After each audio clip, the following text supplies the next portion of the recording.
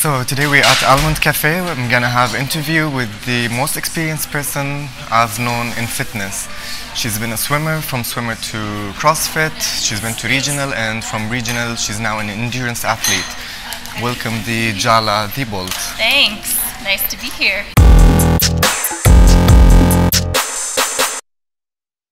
So I'd like to welcome you back in this video, and hopefully you're gonna enjoy it. You're gonna get to learn more about Jaala. Yay. She's helped me a lot in my fitness and in my open workouts this year. We're here at Almond Cafe. This is a very nice place. I'd encourage you to come.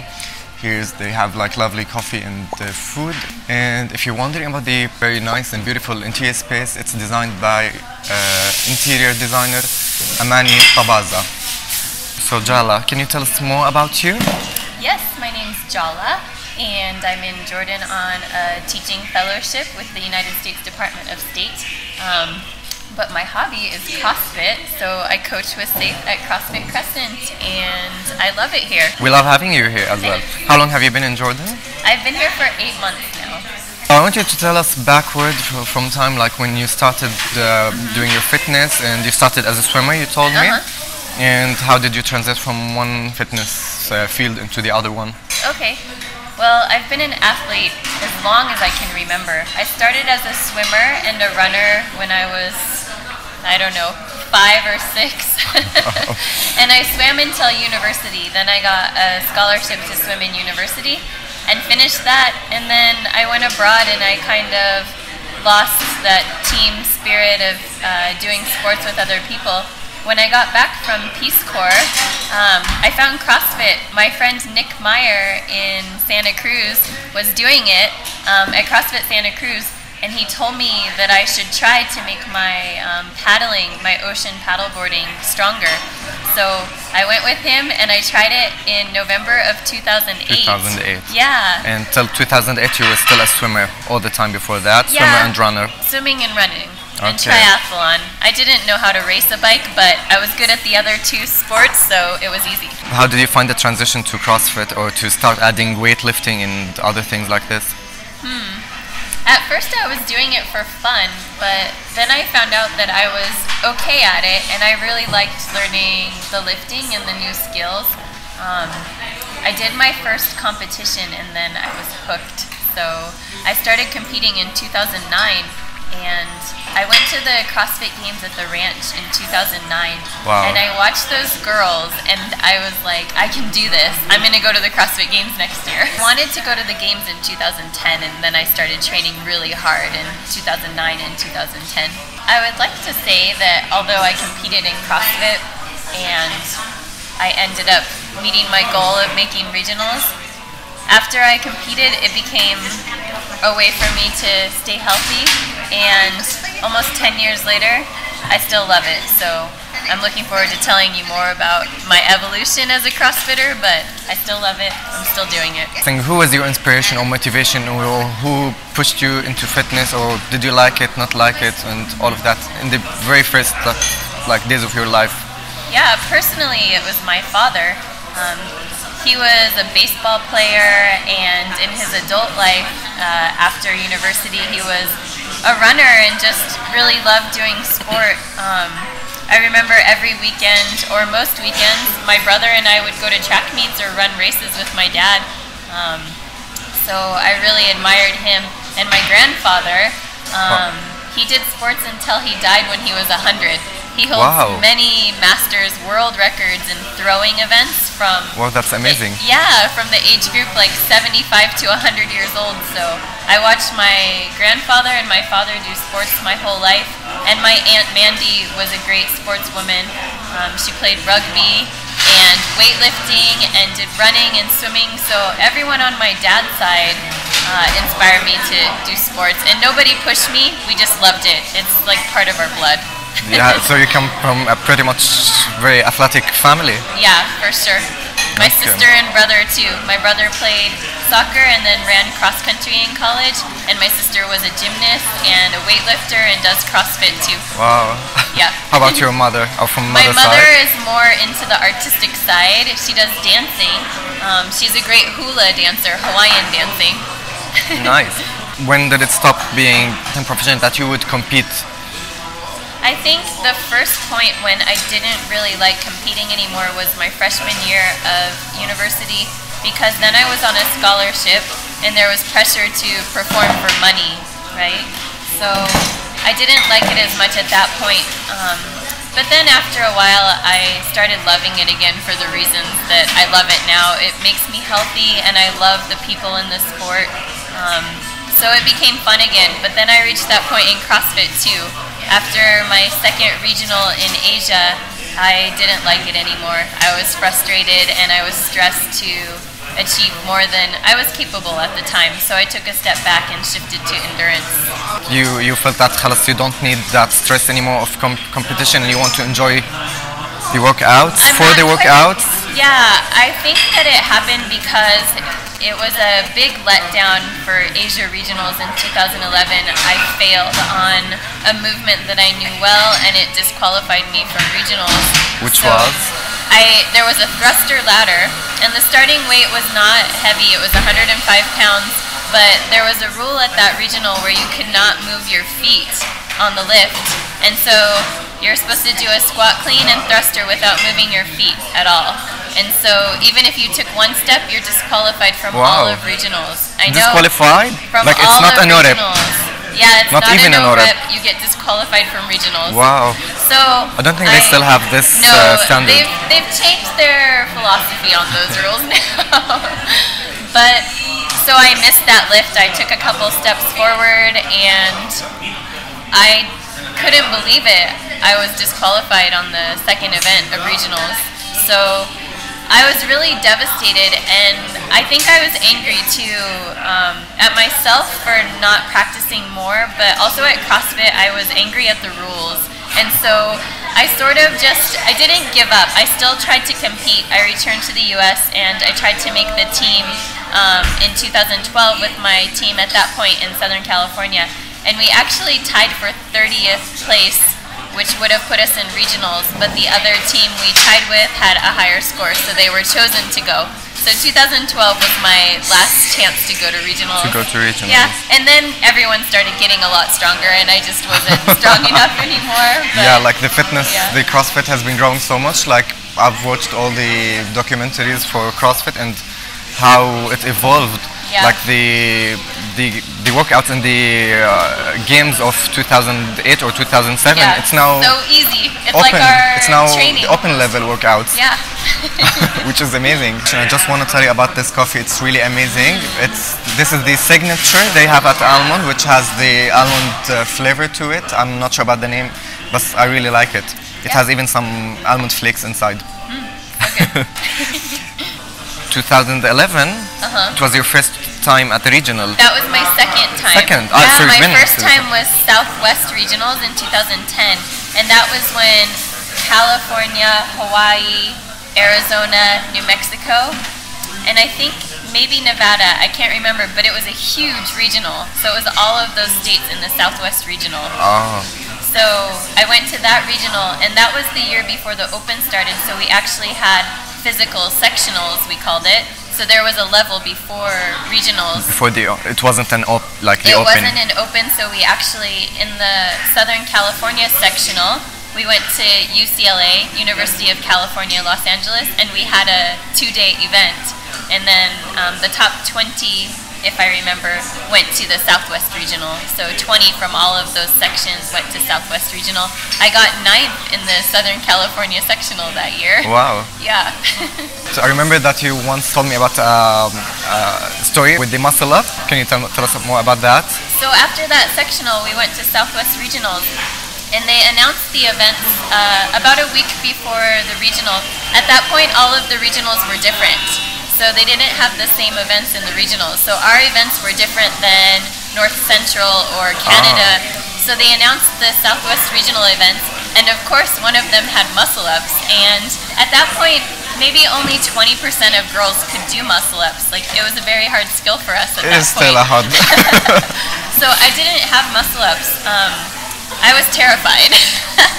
I was like, oh, it's going to be on camera and people are going to talk about all the people who failed muscle ups at regionals. So I tried really hard all week to get a muscle up. and the day before I went to regionals, I got 1 at my gym. So I was frantically trying to remember how to do it the morning of the event. You knew that you have it somewhere, at least. Yes, but I don't know if it was a surprise to my body or what. I did it somehow. Anyway, so the event came, and it starts with muscle-ups. So oh my God. You have to start the event with muscle-ups, and then you go on to, I think it was power cleans and running. So I got under the rings, and I was just standing there, and they said 3, 2, 1, go, and I could see all of the girls around me doing their muscle-ups. One of the girls is Jocelyn Forrest. She's an amazing Olympic weightlifter these days and competes, but I saw Jocelyn do her muscle-ups, and I saw another girl do her muscle-ups, and I was standing there. Everyone finished and ran, and I was still alone. I got on the rings, and I don't know how I did it, but I did a muscle-up. And I was sitting on top of the rings, and I could see all of my family and friends, my mom and my friends cheering, and I was like, what do I do now? How many muscle-ups did you do? I did all of them but 2. They were... Yeah, so I did, I think 9. There were probably 12 total, I think, in the workout. Total. So I did 9 muscle-ups, and I almost finished the workout, and it was totally amazing. I loved it. After I did those muscle-ups, it was obvious that it was my first time, so I got interviewed by Miranda and Dave Castro, and it was neat. We're going to talk about how Jaala transferred or moved from CrossFit to becoming an endurance athlete, and what moved you to do that, and how's that going? Well, after the 2012 season that my team failed to make regionals because of a tie, I really wanted to do something different. It had been 3 years I'd been competing in CrossFit, and I felt like I wanted to do something I was good at. I felt like I wasn't amazing at CrossFit, and I wanted to have some more fun. Don't say that, you're still amazing. So I'm a great runner and endurance athlete naturally. My coach at the time, Colin Jenkins, had been training at OPEX in Arizona at James Fitzgerald's gym, and he heard of an event called the Endeavor Team Challenge. It's a team event, and it goes across 36 hours in the Northern California forest, and there were multiple events, hiking and running and orienteering, so like a map and a compass. You have to find points in the forest. There was rock climbing and kayaking, and the time domain, 36 hours, made me really excited. So, which wouldn't make other people excited, right? Trust me. So James Fitzgerald was programming a CrossFit challenge in the event, so he told my coach Colin about it, and then I signed up. I did the Endeavor Team Challenge with my partner Mike, another guy from my gym in Ventura, California. We did it in 2013, and then I discovered GORUCK. It's a company that's owned by Jason McCarthy, a former Army Special Forces Green Beret, and he does various events to connect the civilian and military world. One of the events is called Selection. It's 48 hours of just very hard athletic challenges, so that's the one I'm training for now. So any other events that you have participated in as an endurance athlete, and how did it go? And there's one here in Jordan, the Wadi Rum Full Moon Marathon. Yeah. I'm not sure if I'm doing it yet because my training for running is a little different in Jordan than it is in the States, but that's a goal on my mind. Some other endurance events I've done, so Endeavor Team Challenge, it's a partner event. GORUCK Selection, that's the 48-hour challenge. I've also done a lot of different trail marathons and marathons. I hold the course record on the Channel Islands half marathon in Santa Barbara area. So it's not in Santa Barbara, it's on an island across the channel, but it's a great half marathon, and then I've done many other half marathons and marathons. How about the Dead to Red? I didn't do that this year, but planning for doing it next year. I would plan to do it. Which is like going from Dead Sea to the Red Sea. Yeah, for people in the United States that are watching, it's like Ragnar, but you run from the Dead Sea to the Red Sea in a relay style. It's awesome. What's your plans in 10 years? Ooh. In 10 years, I hope to have summited a lot of mountains with Larry. I want to, after I Larry is your fiance. Fiance. He'll be my husband in a few months. Good, which is exciting news. Yay! By the way, how old are you? I'm 38 now. Yeah, she looks gorgeous. She doesn't look her age. Nutrition and CrossFit. Exactly. Top. So after I passed GORUCK Selection in September, Larry and I plan to work on my mountaineering and rock climbing skills.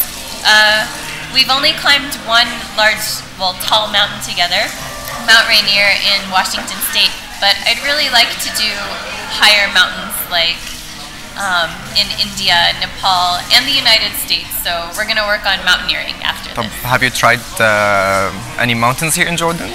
Wadi Rum maybe? No, we will run around Wadi Rum when he gets here. Okay. Yeah. We've rock climbed there though, so we've done climbing. I would love to join. Okay, come with us. I remember you told me you worked, after you stopped competing, you worked as a writer for the CrossFit headquarters.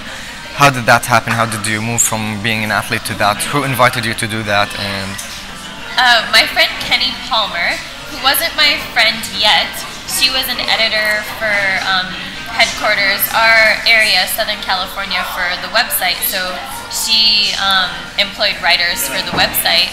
And I think since I had been competing so long, I just knew a lot of people in the CrossFit world. And I think maybe, I can't remember who, someone sent me an email that called for writers for headquarters. And they're like, Jaala, you're a writer and you've done CrossFit, so try this. So I called Kenny, who's also a CrossFitter, and she hired me as a writer. So I started writing articles about people in Southern California, and then I got to report at regionals, and then I got to report at the games. So I wrote athlete profiles, and then I reported at regionals. And then at the games, I got to work with ESPN on their television broadcast as a spotter. So I stand in the yeah, I remember. Yeah, you told like me the that. press boxes, and look down and watch the athletes and tell Bill Grundler and Sean Woodland things that were happening on the floor. So that was really fun. And I continued writing for a couple of years with CrossFit. When you were working as a spotter, I remember you told me some funny stories about the person who had pulled the bicep, I think, or something. He had an injured arm, and he had to complete a certain amount of exercises for his team to go on. And he had to clean a lot of weight and snatch a lot of weight with one arm, and he was able to do it. And I remember just watching him and feeling so inspired that he can do those things with one arm. With one arm. So, yeah. I think the biggest thing for me was just learning about the games athletes and how interesting they are, but how human they are too. I have 3 people that I really loved writing about the most. Of course, Becca Voigt, because she's 1 year older than me, and this year she'll be in her 10th games if she makes it again. Wow. A decade of being in the CrossFit Games. Wow. I mean, it's amazing what she can do. I really loved interviewing Carly Acevedo-Fuller. She's not competing in CrossFit anymore, but she competes in Olympic weightlifting. But she struggled with alcohol addiction and has come from being addicted to alcohol to doing great things in the sport. So I really loved interviewing her. I also loved interviewing Lindsay Valenzuela. We competed together starting in 2009, and to see her trajectory and how much she's evolved as an athlete is amazing, and she's a great person. She just had a baby, and she made regionals this year, and her baby's still young. Yeah. Wow. So I can't remember how old her baby is, but maybe like in the 6 to 7 month region, and she just qualified for regionals again. So, yeah. And of course, she was working out while being pregnant. Yeah, she worked out all through her pregnancy. She has done a great job recovering, and she's amazing. So. It even helps like coming back to normal if you still like doing your workouts regularly while you're pregnant. Yeah. Which is lots of people have like this stigma about people or like pregnant ladies doing a workout, but still it's completely safe if you've already been doing CrossFit before you're pregnant and you continue. It's safe.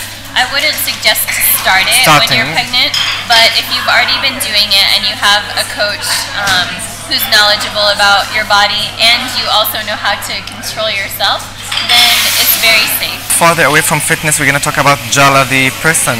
Yeah. Jaala outside of fitness. So she still has like another job and another thing to do. I do something else. Yeah, I started teaching right out of university. I got my degree in secondary education, and then I went into Peace Corps.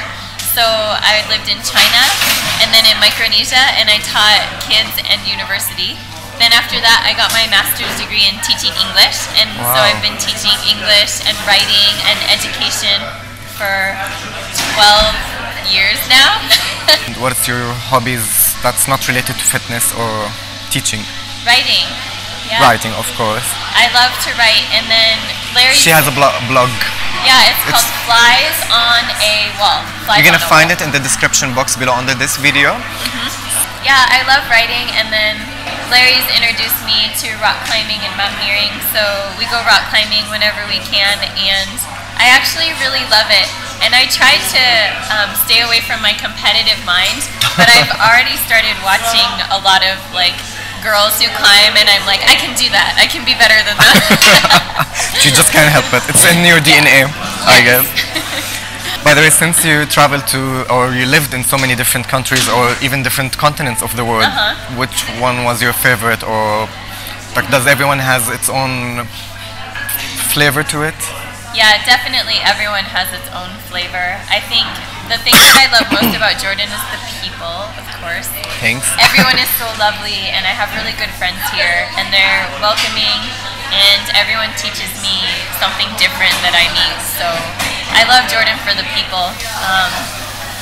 I've been so many places, and every time I go a place, it's the people that I love the most, really. And then food comes second. Of course. Everyone says, have you had mensa? Yes, I have, and I like it. Which is basically a mixture of cooked in a certain way. Milk, it's kind of a milk. It's like yogurt. Yeah, but like it's thick and has lots of salt in it, and it's tasty. Yeah. With lots of meat inside. And rice on the bottom. With rice. And you eat it with your hands? Yeah, if you're gonna go with the tradition, you should use these 3 fingers only. Oh, only 3? Yeah, see, like, I just learned something. I'm like this. Yeah, because if you're gonna use your entire hand, you're gonna like have mensa all over. Larry, did you hear that? To be honest, I have never tried mensa. I think only one time tried mensa with my hand. Because I work in the body, I have to eat with my hands. Yeah. Whenever. But yes, I love the people and the food. The thing that's second is the scenery. So my favorite place in Jordan is Wadi Rum, and Larry and I don't do the regular tourist things. We really like to be quiet and active. So we go out into the desert and we find a good wall and we just climb, and we're the only ones there, and it's so beautiful. Any other notes on Jordan and living in the Middle East, especially with people having lots of also like wrong impressions about living in the Middle East? I think the biggest thing I want people to know is that don't believe everything you see on the news and you hear. It's better to meet someone from the place or go there yourself to understand the truth. I mean, we're in Almond, Jordan right now at this beautiful coffee shop. It's peaceful, people are social and friendly, and it's not scary. We live very close to Syria, and in fact, I work with a lot of refugees in the north, and Jordanians are some of the most welcoming, compassionate people I know, taking care of refugees for more than 50 years, Palestinian, Syrian, Iraqi. It's a great country, and people are very welcoming. I've never met anyone that doesn't want to help me here. So I feel safer on the streets here in Almond than I do in some places in America. So. And I'd like to thank you for this testimonial, because lots of people had like bad impressions or like misinterpretations for living in the Middle East. Yeah. Any other thing you'd like to add before we close? Mostly I want to thank Safe and CrossFit Crescent, because I don't know how different my life would be without CrossFit Crescent and Safe and the other coaches, Joseph, Nate, Safa, Shakira, Zaid, Faisal, Chad. Everyone is so lovely and loving, and they welcome me with open arms. They're like my family here, so it makes me so happy. Thank you. You're definitely one of our family members. You're welcome to Jordan anytime. I'm not really excited that you're leaving. End of summer. Did I say everyone? Yeah, you said. I think you said everyone. Yeah. So So you're welcome anytime here in Jordan. We love having you at the box here. It's your home. We learned a lot from you. I would like to thank you again on a personal level because she helped me a lot during the Open to learn more about myself, my body, my fitness skills, and what you're capable of. Exactly. And also I'd like to thank Almond Cafe for hosting this video. And again, you can check their link in the description box below. It's in Mecca Street, Shara Mecca. And the beautiful interior was designed by Amani Tabaza. See you soon in another video. Bye. Yay, it was good. It was good.